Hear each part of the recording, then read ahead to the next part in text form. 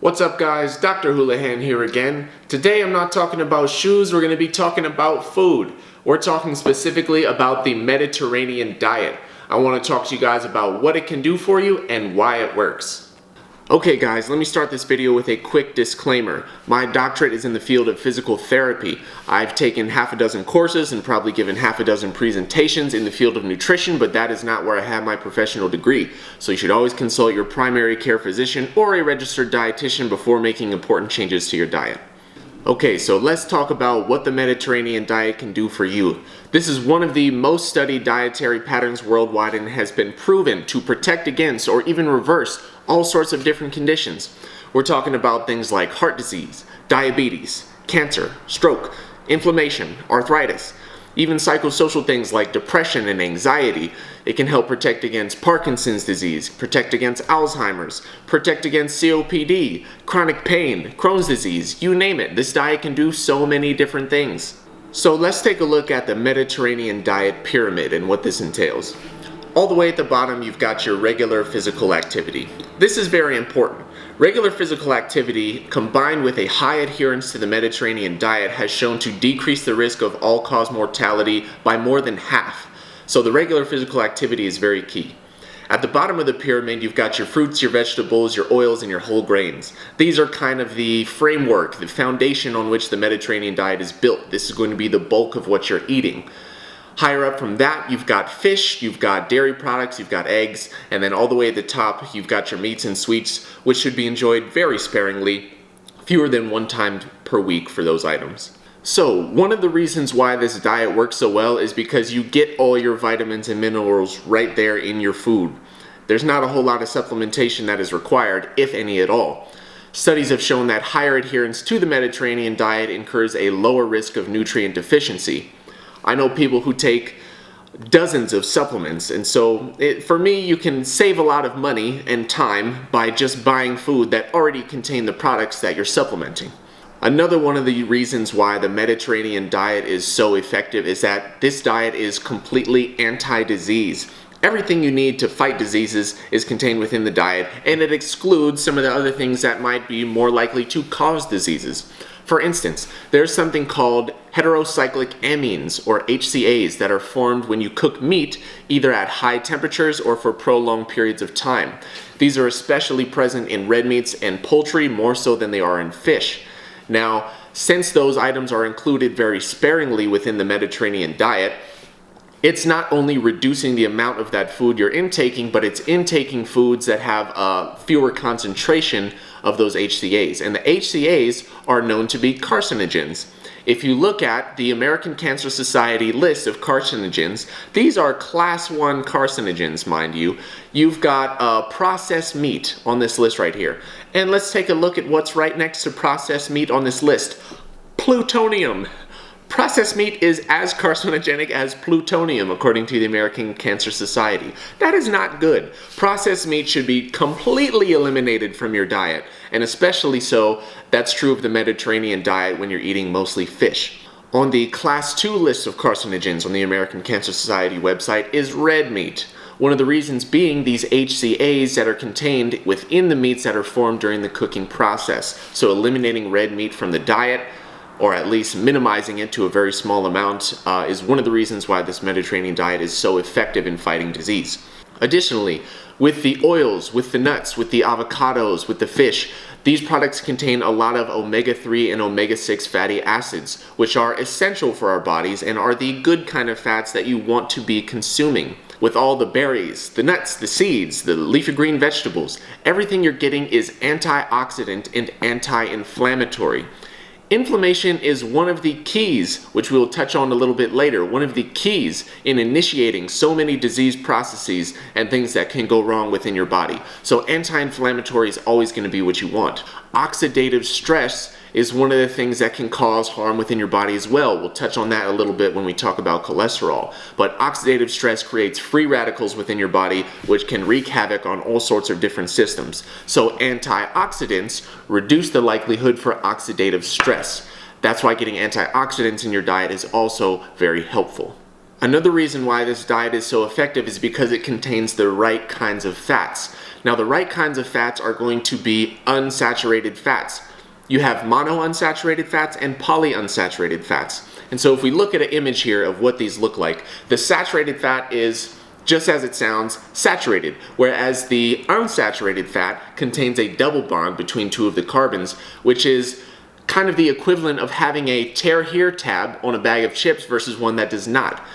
Your body easily breaks down mono and polyunsaturated fats into smaller, more usable components, whereas these saturated fats are more difficult to break down and more likely to get left behind inside your arteries, which is never a good thing. The Mediterranean diet contains vast amounts of these monounsaturated and polyunsaturated fats, and maybe only a small bit of saturated fats when we talk about the dairy and the cheese products. But again, the proportions at which you're consuming these things are also part of the key. You're getting the good fats and you're not getting very much of the saturated fats, or even worse, the trans fats. Another reason why this diet is so effective is because it's very low in cholesterol. Now, I know there's so much disagreement about cholesterol, but your body produces almost all of the cholesterol that you need to survive. It is essential to eat, so for people who say, oh, you need cholesterol in your diet and they're just pounding bacon every day, not really true. You produce almost all of the cholesterol that you need to survive. Now, there's also different types of cholesterol. There is the LDL, which is not good, and the HDL, which is good. LDL is a low-density lipoprotein. HDL is a high-density lipoprotein. The kicker is that cholesterol is only found in animal products. So the vast majority of the Mediterranean diet is nuts, seeds, grains, and plants. There's no cholesterol in that whatsoever. Where you are getting cholesterol the few times per week with the fish, the eggs, the dairy, and things like that, it has a tendency to form more high-density lipoproteins because they're low-fat products. Now, the difference between the high-density lipoproteins and the low-density lipoproteins can be thought of in this way.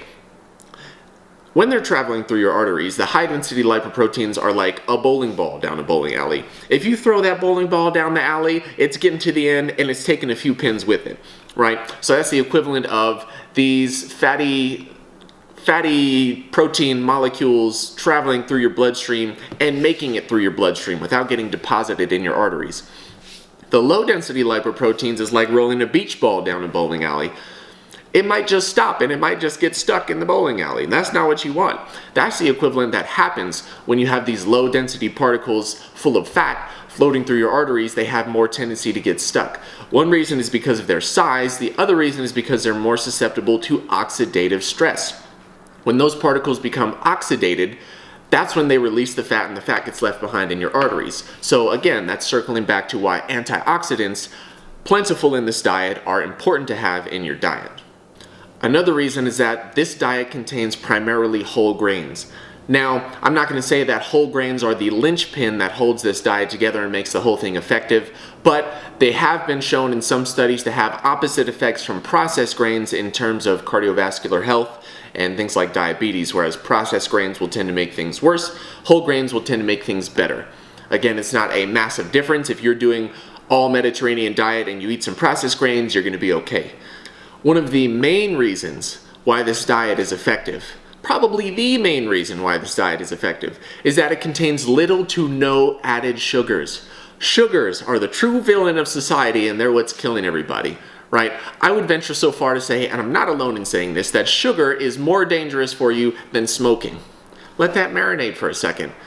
If you look at the 10 leading causes of death, recently COVID-19 has been on that list, but historically, heart disease is the #1 leading cause. Heart disease is directly linked to sugar intake. Sugar-sweetened beverages increase the risk of heart disease, stroke, and diabetes more than any single food group out there. More than red meat, more than processed meat, more than anything else. So when you look at this diet, it's mostly just seeds, nuts, plants, fish.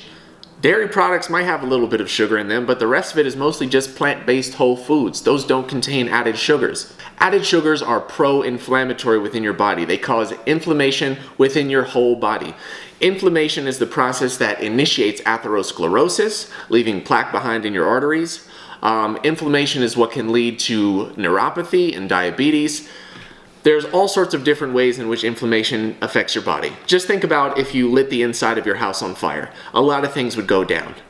a lot of things would go bad inside your house. That's the same thing that happens when you have inflammation throughout your entire body as a result of sugar intake. That's why the Mediterranean diet has very low sugar intake and a very low risk, and in fact, a reverse risk of all of those adverse things that can happen to you. So, a lot of you are probably thinking, wow, this diet is great. How do I do it? I'll tell you how you do it. You can start off one food group at a time. So when you go to the grocery store next time, pick out something that is a staple of the Mediterranean diet, whether it be a vegetable, a grain, olive oil, whatever you want to do. Make a point to eat that throughout your week. Make it for your lunch a couple times a week at work. Make it for dinner a couple times, whatever it may be. And then slowly, week by week, start increasing more of these staples of the Mediterranean diet into your regular eating pattern, and work your way up to a diet where it is pretty much entirely Mediterranean. You will be as healthy as can be.